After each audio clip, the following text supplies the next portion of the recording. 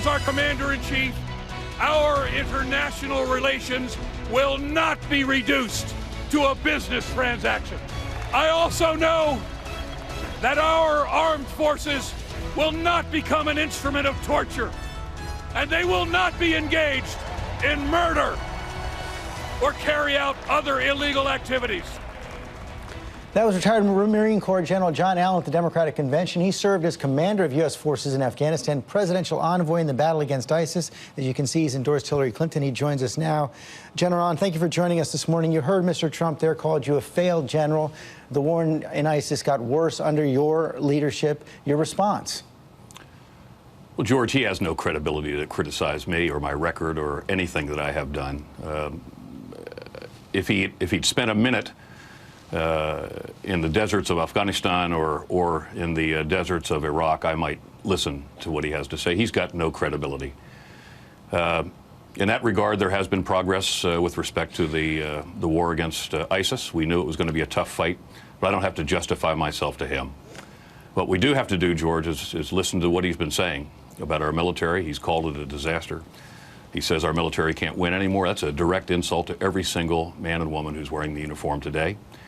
You know, he's talked about needing to torture. He's talked about needing to murder the families of alleged terrorists. He's talked about carpet bombing ISIL. Who do you think is going to get carpet bombed when all of that occurs? It's going to be innocent families. Let me stop you right there. If indeed Mr. Trump did become president, how would the military respond to those kinds of orders if indeed he followed through on some of the things he said in this campaign?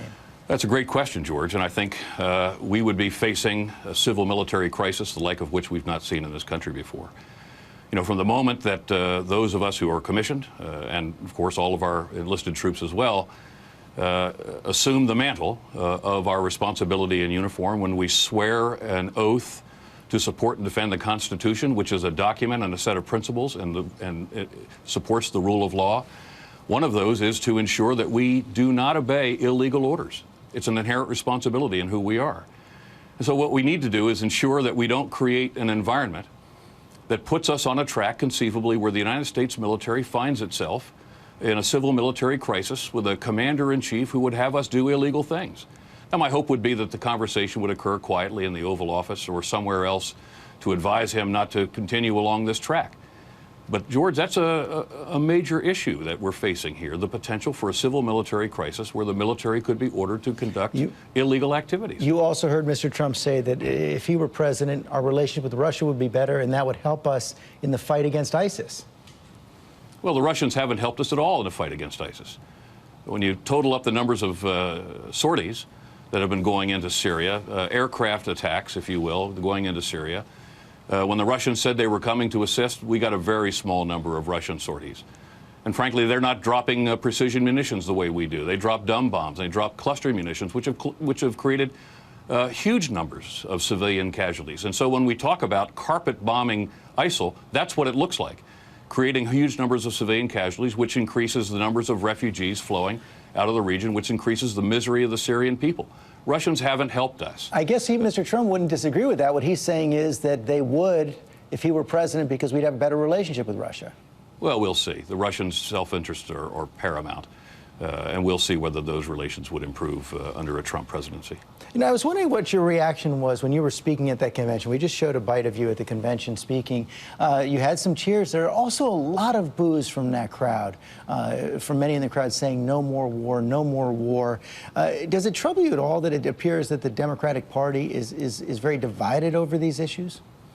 George, I didn't detect that there was division at all. In fact, the sense I came away from the floor of that convention was I couldn't believe what I was seeing. This acclamation, this incredible public acclamation of support for the United States, in support for our military, in support for our veterans, in support for international engagement, in support for using our military in the proper and ways ordained by the Constitution. And when I looked out across the sea of faces in the convention, I couldn't have been more proud to be an American than I was right then, because that acclamation was enormous. And frankly, I didn't hear the no more war. I'm sure they said it. I'm not they were out there. Yeah, they were. I'm sure they said it. But what I heard was USA, USA, USA. And I have to tell you, I don't want any more war either, George. None of us wants any more war. But we need to have a commander-in-chief who knows what she is doing. We need to have a commander-in-chief that really can lead from the front on these issues, knows how to employ U.S. military and U.S. force, and all the measures of U.S. power, knows how to employ those properly. That's the challenge here. And that's what I think Hillary Clinton can bring to this. You've seen this exchange between Mr. Trump and the Khan family. How did that hit you? I couldn't believe it. I simply couldn't believe it. And it was the intersection of, I think, a lot of the worst tendencies. You know, this digression to determine why she hadn't spoken. Look, it's not possible to put into words the sense of loss and grief that comes to a family that loses one of their children. And this family is an immigrant family, a Muslim family that's come to the United States with hopes for the future, to be part of the American dream. And they had a son, a handsome young man, who chose to join the finest army in the history of the world, the United States Army. And at his moment of truth, he went forward alone, leaving his troops back to inspect a potential vehicle. It was a suicide vehicle. He was killed. That act of nobility is an incredible act. And for all Americans to understand what that act of nobility was, and to then understand the sense of grief that the families have as a result of that, is really important, George. And she didn't speak because she was grieving. She was weeping as she left the stage. I saw them before, and I saw them afterwards. But the other piece of this that's important is that the family is angry over comments about Islam. The family is angry about comments about Muslims, the vilification of Muslims. And yes, there are problems in the world today, but that kind of language exacerbates the problem. That kind of language radicalizes people. That kind of language puts our troops in danger overseas, and our first responders and our police here at home, it puts them in danger as well. So we need to understand what we're saying matters. These words matter. And that family was humiliated by those comments, and that was an unfair and a shameful thing. Finally, sir, as you know, so there are many critics of you and other former generals speaking out of political conventions, including the former chairman of the Joint Chiefs of Staff, Martin Dempsey, writing in the Washington Post.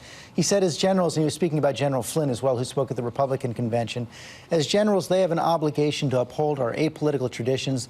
They have just made the task of their successors who continue to serve in uniform and are accountable for our security more complicated. It was a mistake for them to participate as they did. It was a mistake for our presidential candidates to ask them to do so. Your response? Marty Dempsey is one of the greatest soldiers I've ever known, and a dear friend, and I understand completely what he's saying. But I've agonized over this decision over and over again, George, when I listen to this rhetoric, when I worry about the future, when I worry about how this military might be employed, when I hear the denigration of our military. It was not an easy decision for me to come off the bench to make these comments. And I don't intend to remain active in this effort. I wanted to make sure it was very clear that I supported this particular candidate, Hillary Clinton, to be the president and the commander-in-chief, and I decried these comments that put us on a potential track for a civil military crisis, the life of which we've never seen in this country. That was the reason I came off the bench. I don't intend to stay out there to be politically active. I intend to return to my previous activities. General Allen, thanks for joining us this morning. Thank you, George. Always good to see you.